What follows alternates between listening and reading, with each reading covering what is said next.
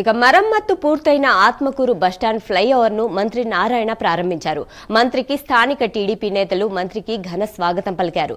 నెల్లూరుని smart city చేయాలన్నదే తన సంకల్పమని మంత్రి నారాయణ తెలిపారు. గత ప్రభుత్వ అవకతవకల వల్ల అభివృద్ధి కుంటుపడిందని, కూటమి ప్రభుత్వం వచ్చాక వైసీపీ ఆపేసిన అభివృద్ధి పనులు పునః ప్రారంభించామన్నారు. రాష్ట్రంలో 123 మున్సిపాలిటీస్లో అనేక వర్కులు ఎంతో వేగవంతంగా జరుగుతున్నాయి. గత ప్రభుత్వం చేసిన అవకతవకలు డెవలప్మెంట్ లేకుండా పూర్తిగా నిర్మాణం చేస్తే ఈ ప్రభుత్వం వచ్చిన తర్వాత మళ్ళా 2014-19లో ఏదైతే టేకప్ చేసామో ఆ వర్క్స్ని గత ప్రభుత్వం ఆపేస్తాం, అవన్నీ టేకప్ చేయడం.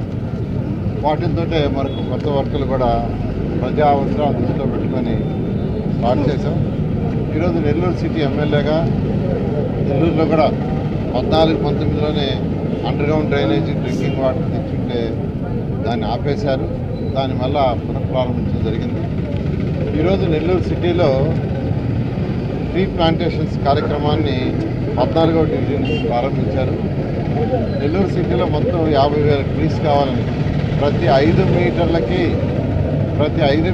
ఒక చెట్టు వేసే విధంగా చేస్తే 50,000 చెట్లు కావాలని ఈరోజు స్టార్ట్ చేశారు.